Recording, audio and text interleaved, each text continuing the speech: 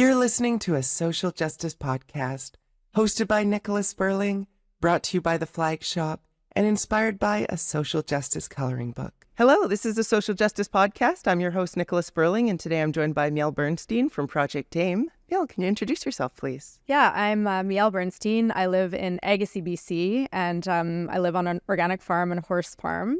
I'm a mom of two and also a co-founder of Project AIM, and Project AIM is now in its third year. Wonderful. And can you explain to the audience what Project AIM is and how it became? Totally. So AIM stands for Access to Incontinence and Menstrual Products. And we started, honestly, I was delivering through a food security program during COVID times called Extra Fair. And we decided to do a tampon drive, basically kind of a feel-good one-time collection around the holiday time. And we dispersed about $800 worth of products, thinking that was amazing and everyone was so generous. And what we realized very quickly, because the demands kept coming in, we got asked also if we could provide incontinence products at the same time. So we had a little bit of extra money and we did do that. But the demands kept coming in, word of mouth spread. And so very quickly we realized the massive need in our community and basically went to the people who we were helping and asked them to help us come up with a name and a concept, and Project AIM was born. Wonderful. And why was the organization necessary? You talk about providing menstrual products and incontinence products to people. Why are they not able to access those themselves? I think there's a variety of reasons, but the basic is because they're very expensive and it's an ongoing need, especially with incontinence products being a daily need, menstrual products being obviously a sort of typically monthly type of need. If people told me that I was going to be a menstrual educator, which is kind of what my title has become now, I would have laughed because I really didn't, other than my own experience, I didn't know that much about it. But what we quickly came to realize is that there are people in our local communities who are missing work, school, daily interactions because they do not have access either to the correct products or just the amount of money to purchase them. So if it's a choice between food or rent and menstrual incontinence products, it's obviously going to be the first two. Right. Mm-hmm. Absolutely. And what services do you offer? Is it purely providing those to people? And if so, how do those get out? Or are there other services that you offer? Those are super great questions because they've changed over the time. So when we started, it was basically people donated either money or products. So we had very typical products like the tampons and pads you would find in stores mostly. As we started getting donated money, we started reaching out to a bit more innovative, particularly menstrual companies, and creating awesome partnerships to purchase other products. So the long and the short of it is we started by giving away products and people would just contact us. So they had my cell phone, we had our socials, and we would donate to individual households. And then we started getting, so like, for example, food banks or Indigenous outreach programs or low-income programs for women or shelters or outreach to unhoused people. It's just grown and grown and grown so we still do individual household outreach. People can contact us directly and pick up. We've reached out so that we have a pickup in Agassiz, Hope, Tsleil-Waututh, Abbotsford, and East Vancouver. So we pack weekly and then products get out to all of those locations and people can pick up at the locations closest to them. And in Tsleil-Waututh and Abbotsford and Agassiz, if they can't drive or they're homebound, we deliver if we can, if we have the volunteer power. Mm-hmm. So that was really the focus for the first couple of years, was just getting product out there. But we're a very small organization. So we're a board now of 3. We're actually a registered nonprofit working towards charity status. Okay. Just because we leave a lot of grants on the table because we don't have charity status for now. And also people could get write-offs, tax write-offs when we're a charity. So that would encourage people to donate. And businesses, especially corporate donations. But we realized we could not touch the need with just being a small organization and trying to give out product. So we started working on the government, municipal government, provincial government level, trying to work with policy, trying to change policy. You know, we didn't talk a lot about menstrual equity when we started. We didn't really know a lot about those words and what they meant. But now really that's our big goal. And that means that everybody has access to the products they need, the education around them, and the healthcare that they need around menstruation and incontinence. We focus a little bit more on menstruation right now because there's a push through the government. So we have some momentum behind it, as well as doing advocacy with our government, trying to advocate that all public washrooms, all business washrooms have menstrual products in them. We realized that there was a massive need for education. So we have reached into the menstrual education world this year, and we've been offering menstrual education sessions to a whole bunch of different organizations. Wow. And have you come in contact with, there's a teacher at Charles Best who worked with her students to provide menstrual products in Coquitlam's washrooms. So facilities in Coquitlam have now adopted this. Is that something that you've been working with them on, or is that something that happened independently? So is that in schools? That was in every governmental building in the city of Coquitlam, I believe. I don't know the particular teacher-student combo that you're talking about, but there was a BC government mandate, I think it's 3 years ago now, that all public school washrooms were supposed to be provided with menstrual products. Okay. It just has been a super messy or not at all rollout. And just recently, the federal government said that all federal government washrooms need to be provided with menstrual products. So it's coming down the line. This is what I try to tell organizations or businesses that we approach. I believe in the next 5 years, a little bit depends on what governments come into power, etc. But I believe that what's coming is that there will be a mandate for all public washrooms, business washrooms, anywhere that is public facing, that they will have to have menstrual products in all the washrooms. So, you know, you can either follow and it's not such a big deal, or you can be a leader right now in the community and show the way. And that's kind of what our goal has been, is to work with leaders that want to show the way. So for example, I live in Agassiz. Our district is District of Kent. So we went and met with city councillors. Yeah. And we asked them to work with us and be one of the first districts of BC to provide menstrual products in public washrooms. And they voted yes. So we're starting to see that in our little tiny district of Kent, being one of the second districts in all of BC. There was one on the island was first before us, but we've been second to say yes and to start putting menstrual products. So like in their municipal library, sports facilities, public washrooms, etc. Right. And when you say that there's a government mandate for all washrooms, are you talking about both men and women's washrooms as well as the sort of universal washrooms? The language is a little bit fuzzy. So it says washrooms. Okay. We also have close contact with the Tsleil-Waututh school district because Agassiz and Tsleil-Waututh, so part of our team, other than me, live in Tsleil-Waututh, and we have kids in the Tsleil-Waututh school district. So we've been working closely with the Tsleil-Waututh school district. To me, it clearly says all washrooms, but it says washrooms. Right. So it kind of leaves this ambiguity of whether it means only girls, only students. Does that include staff? Does that include boys' washrooms? We interpreted it as all washrooms because the language is barrier-free, nobody is left behind, all genders are included, etc. So the language is clear other than the specific language around which bathrooms. Right. Amazingly, our Tsleil-Waututh school district, we have a very progressive board generally. 5 of 7 are very progressive. So they took it at its word and they mandated all washrooms. So over the holidays, all Tsleil-Waututh schools have menstrual products in them, boys and girls. Just this past holiday, so that's very recent. Yeah. The rollout has been rough, though, to be totally honest. But they did it. They just did it. We actually had a meeting. We went to the school board with the delegation and said part of what comes with these rollouts is actually education for the public, because there's a lot of shame and stigma around menstruation and menstrual products anyways.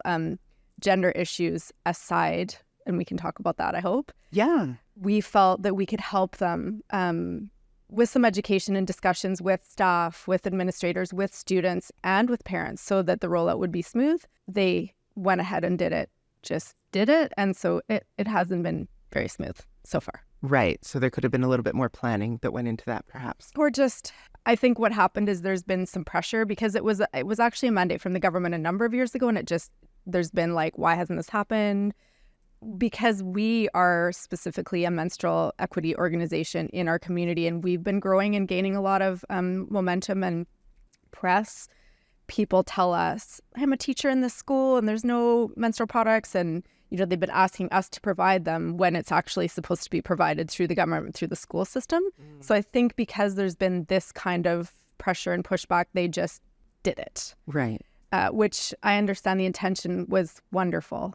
Just the reaction from the public has been some positive and some not so positive. Right. And because that's no longer your responsibility or your organization's responsibility, does that free up your resources to be able to put them towards other things? It never really was our responsibility, other than we try to provide support for organizations that want to be leaders in menstrual equity. And we really hoped, because we particularly are in these districts, that they could do it. Our organization was never meant to be literally we tried to do a one-time feel-good campaign. So all of what we are is beyond what we ever imagined, and it just has a life of its own. We're trying to keep up really all the time. We did get a grant this year through Food Banks and Wage Canada for menstrual education, for furthering menstrual education. So that has meant 20 menstrual education days that are funded, which is amazing. Because what we do at our education days is we provide a basic understanding of menstruation. Then we do a whole demo and feel and touch and talk about all the products that are available now, from disposables to reusables to cups and discs and underwear and all the things. Mm-hmm. And then the really fun part is we have products to give away to everybody, because what we believe is if we just educate people on all of the products available, there's going to be some people in the room that can go and purchase a cup or a disc or underwear because they can afford it, and there's going to be people in the room that cannot. Mm-hmm. So if we can provide those products for free at every education day, that's an equalizer, and that's equity. Right. But that's expensive. Mm-hmm. So to have these 20 funded has been amazing, and I knew it would be exciting to be able to give products away, and people, had curiosity around how cups and discs worked and the different kinds of underwear, and do they, all those kind of questions I knew would be popular and interesting. I think what we've all been most surprised by is the amount of shame and stigma and difficult menstrual stories that people have to share, and the weight that we can lift just by having conversations. So it's really important. Right. And speaking of those conversations, it sounds like you're taking feedback from the community and using that to determine sort of the direction that the organization moves in. You've talked about taking on new initiatives. So what does that process of consulting with your community look like? Well, we are readily available to the community. So what's attached to the text or phone call to phone project team is me. You just get my personal phone. So, for example, I have people that will literally call me up and say, "Are you the period lady?" I used to be like, I didn't know how to answer it. And now I'm like, I am the period lady. Mm-hmm. And people will literally say, you know what? I'm in my XYZ years and I've been always afraid to use the tampon. Can you tell me how? And I will actually walk people through the process of like how to safely use the tampon, whatever it might be. So I am actually available by text or phone call. We're available on all the socials. People can anonymously give feedback to us. And then our drop-off location. So, for example, the Bookman in Chilliwack downtown is a drop-off location, but also a place where people will leave us notes, donations, sometimes product, etc., or they can do pickups. So there's a number of ways that people can reach out to us and tell us their needs, their questions, or their negative comments. That's rolling, now with this rollout. I personally get a lot more negative attacks now, but I guess that comes with working in the equity space. Right. And I guess as you grow, you get on more people's radar. I find it really curious, though, that you're still sort of having these conversations that you would think people should be able to access information about more readily, or that there shouldn't be quite as much stigma around. I watched the show Julia recently, and I don't know if you've seen it. It's about Julia Child. And I mean, this is set, I believe it's in the 60s. And they're having conversations around how women don't know enough about things like menstruation. But it feels like we're still having those conversations now. And that's, I mean, I don't know how many decades later, right? Why is there so much stigma around this, do you think? I saw this question coming up I don't totally know how to answer it. It's such a big question. When we look back through cultures, there's been a common thread of women who menstruate being considered dirty, dangerous, untouchable, etc. So this is not a new issue coming up. On the other hand, when we look back to more matriarchal type societies, women menstruating were considered having the most power, being the most close to spirit. So those are very differing ideas and thoughts around the same issue, right? I think there's a lot of fear around women's power.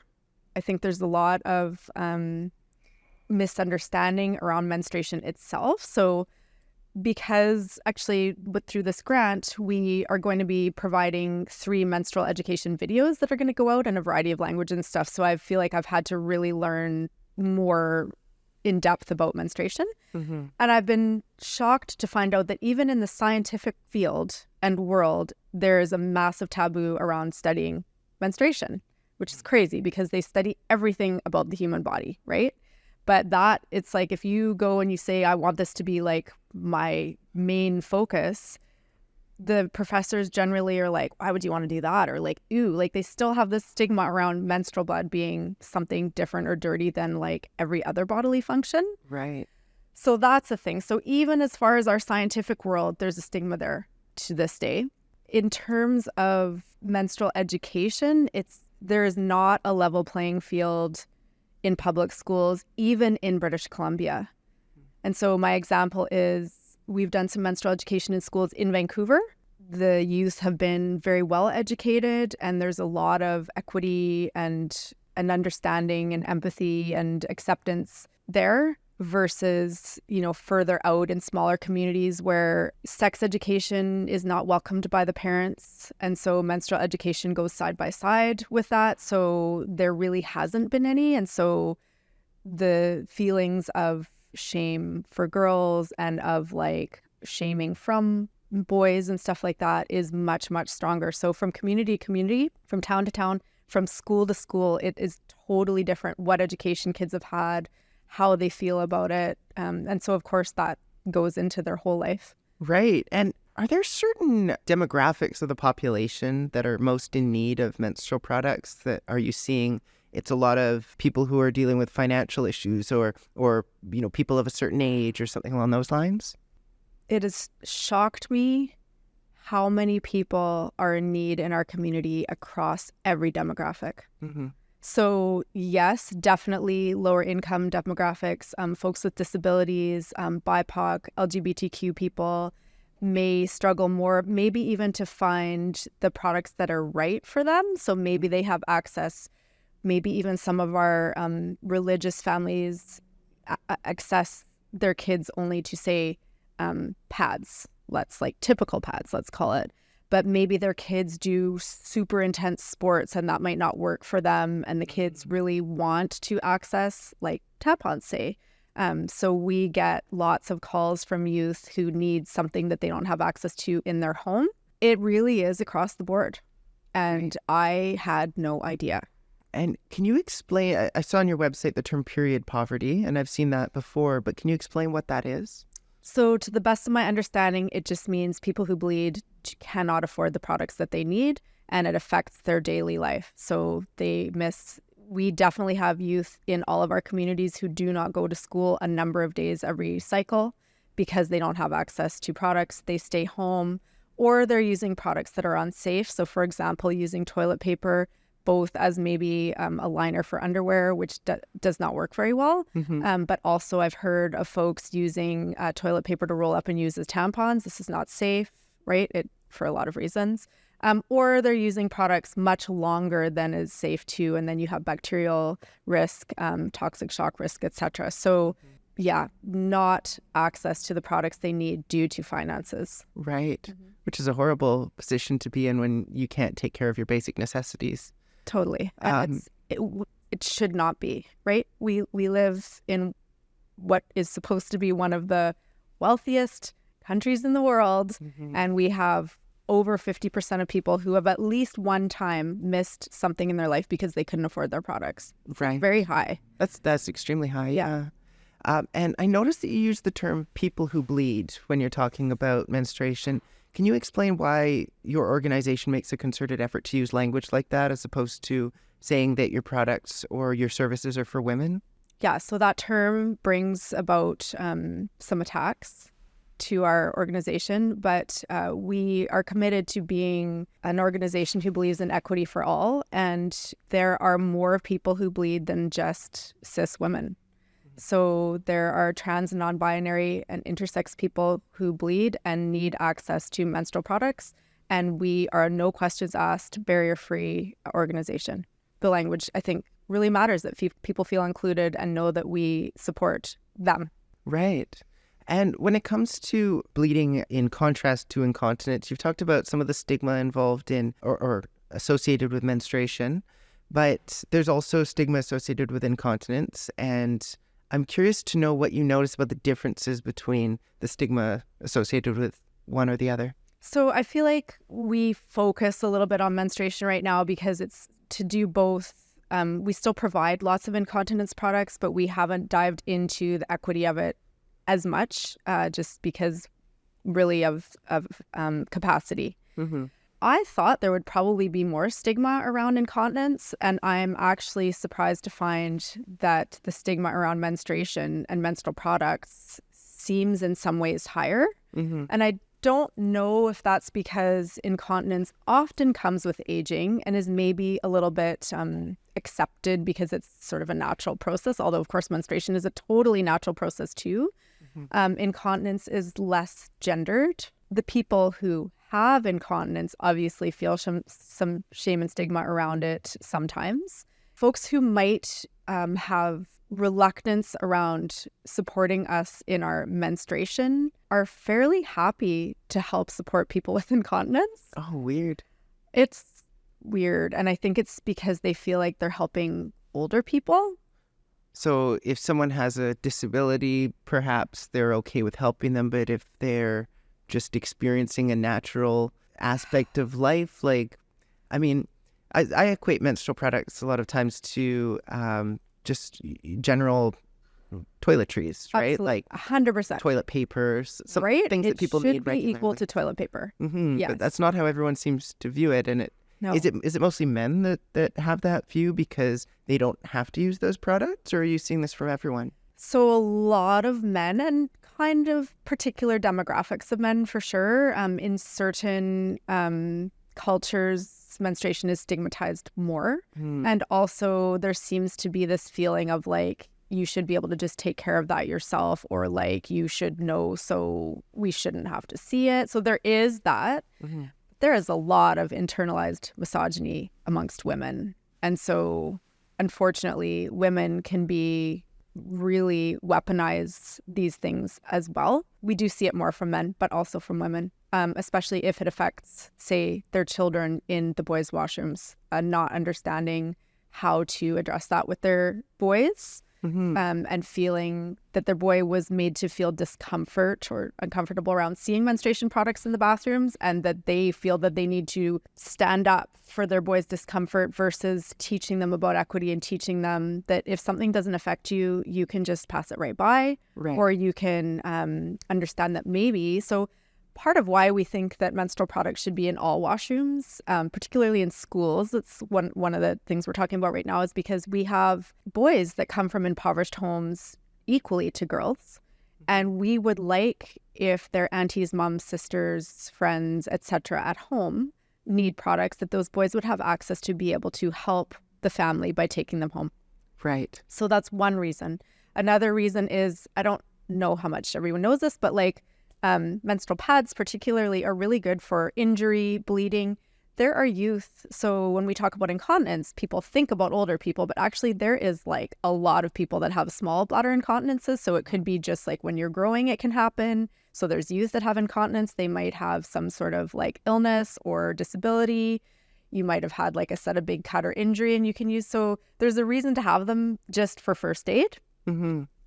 There's also other uses, like you can use a tampon to clean that area between your oven and your your counter, or you're fording water in your vehicle and you can put it in your gas tank to make sure you don't get water in there. So right.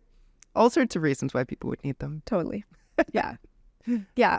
Right. And I just think sometimes exposure can reduce people's anxieties around things too. So boys and such seeing menstrual products on the regular just normalizes it.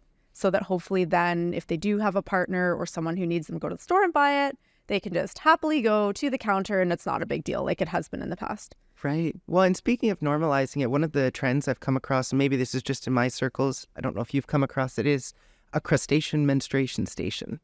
I've heard of that. Can you explain that to me? So it's part of a Facebook group that I'm in where these people were suggesting that you should have a station in your home full of menstrual products, whether you menstruate or not, so that anyone who's coming over, who's using your facilities, has access to those products. So maybe you have a few different types of tampons in there, some different pads in there, and just because this group is focused on crustaceans in particular, so their idea was to have like a crab-themed bowl or something along those lines. Right.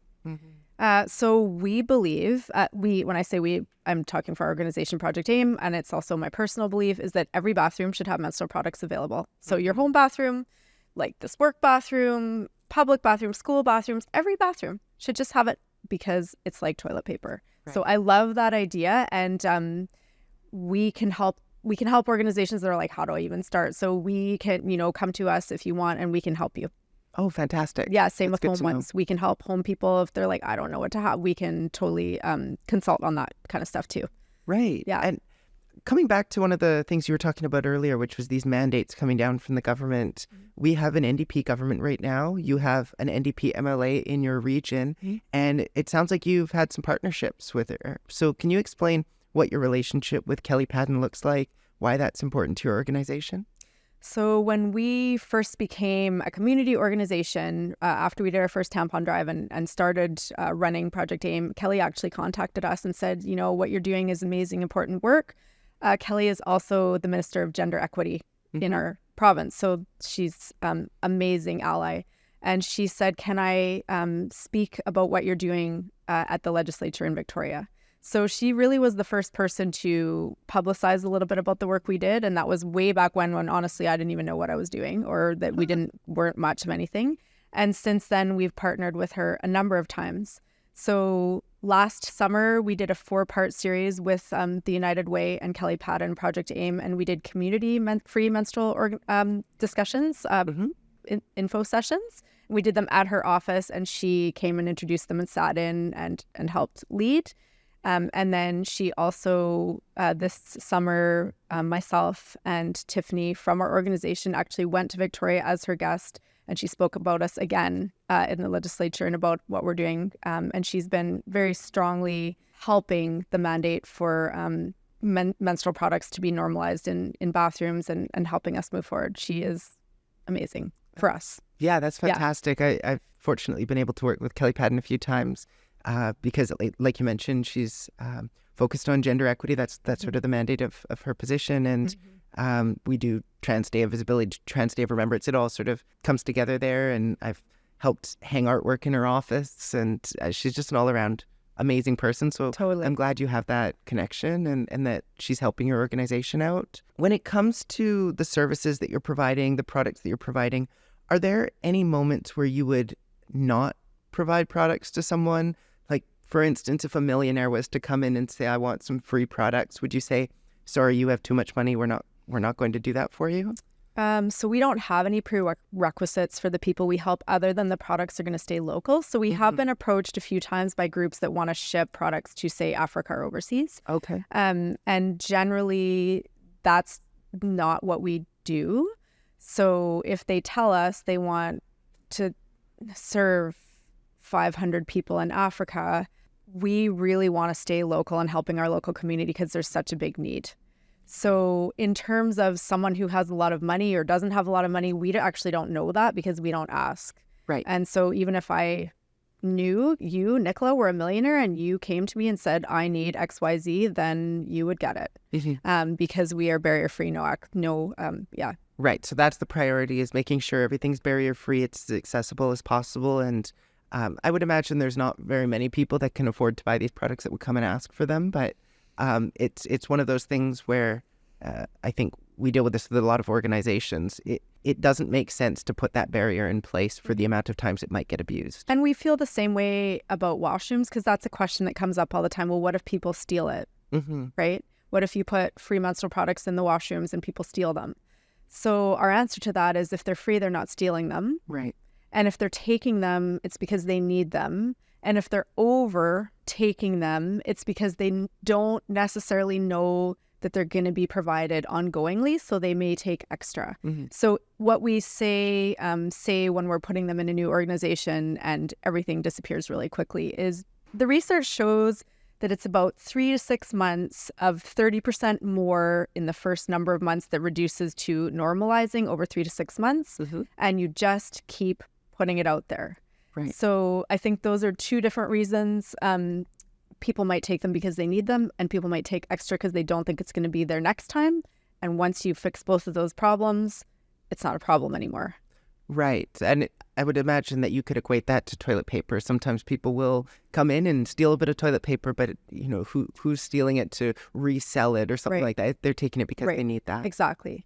And we feel if menstrual products are available everywhere, then the need is going to be filled. And so that is the way, a small organization like us, we can't fill the whole need. So if we know that our public washrooms, they may not have the variety that we have, but they're going to have something for people so that they're not missing out on their life, or they're healthy, or they're not getting infections or whatever.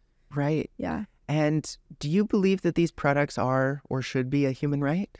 I do believe they're a human right. Yes. And so when you say that something's a human right, I mean, we have this conversation when it comes to housing a lot, right? Housing is a human right. The Canadian government has said housing is a human right. There's still people without houses or without homes. So what does it mean for something to be a human right, in your opinion? I mean, I don't know how to fix housing, but I believe everybody should be housed. And I guess I just listened to a discussion on how they basically removed homelessness in Finland. And so it was, instead of through what we have, which is this staircase model, so you need to do a number of things before you get the sort of golden goose of a house. If, say, you've been unsheltered, or you've had addiction issues or mental health issues or whatever, you have to fix all these things, and then maybe you're provided with some sort of shelter. They decided that doesn't work at all. They scrapped it entirely, and they tried housing first.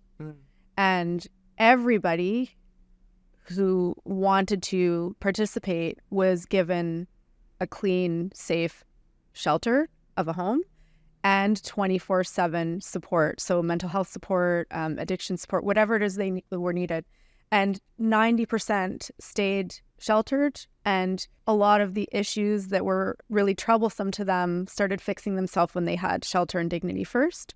So I don't exactly know, like, housing is beyond me, although I believe everyone should do it. So this is something we can tackle. So we believe everybody who bleeds should have menstrual products. Anyone who needs incontinence products should have them. And how we're trying to tackle that is through giving them away as we can. We're all run by donation, and we do everything. So through grants, through personal or public donations, through volunteer work, but also through this advocacy of trying to say to the government, hey, like, these products are needed and they should be free, and they're causing people to miss out on society interaction. So let's provide them in every way we can. And then the next will be incontinence and stuff like that. I'm pretty social leaning, though, and I really believe that we have a responsibility to our whole community, because we can only be as good as we're all, we're as good as each other is doing.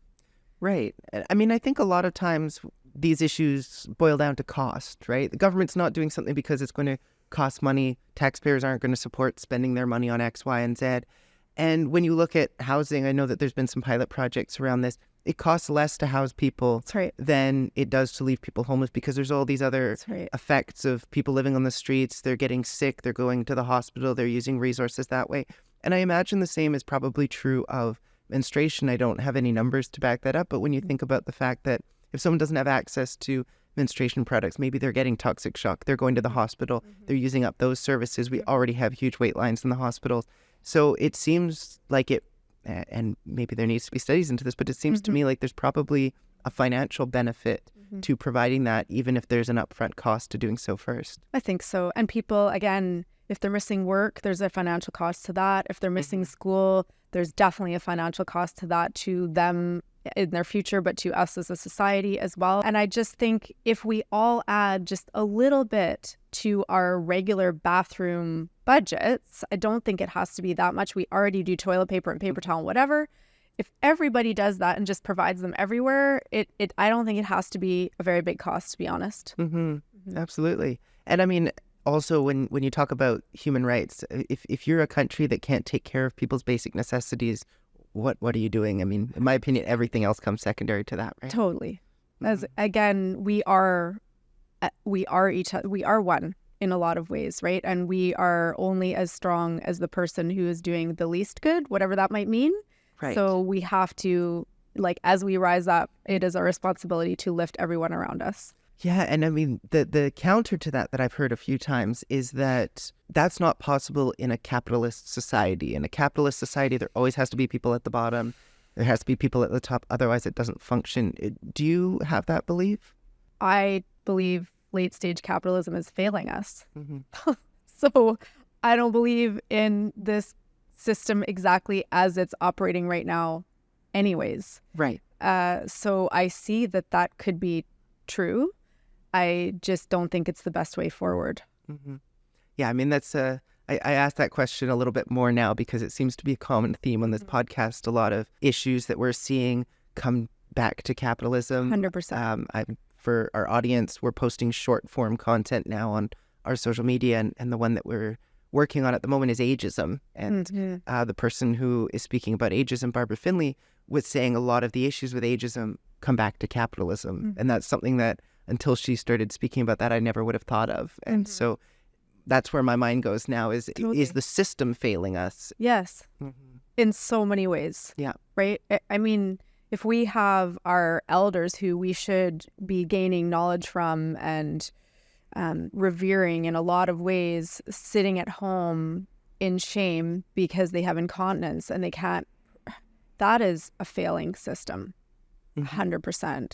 And if we want to get into a little bit, it's interesting in the menstrual world, there's a lot of innovation happening, and there's a lot of equitable producers that do a lot of work to try to reduce or erase menstrual poverty and create menstrual equity.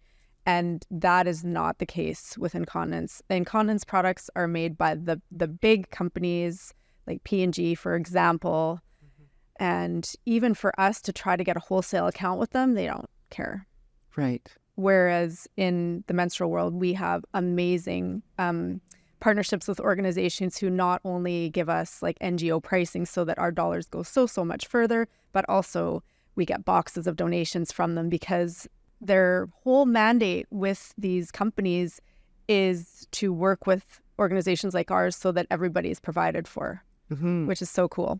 Well, when it comes to buying anything, the more you buy, the better purchasing power you have, the lower price you can get. So I imagine if we get into the habit of providing these products across the entire country, then we're going to have the ability to reduce the costs, provide more, create better relationships with the people that are creating these products. Definitely. And we will, as menstrual equity becomes stronger and we still have any capacity in terms of volunteer power, we will turn our sights to incontinence and work on that too, for sure. And, well, with that in mind, what is your hope for the future of Project AIM? So I used to say I wish we didn't have to exist at all, but that was mostly when we were just giving out products, and it was just, I felt like they should just be available, and then that would be that. Right. So I'm really excited about the work of the education. Mm-hmm.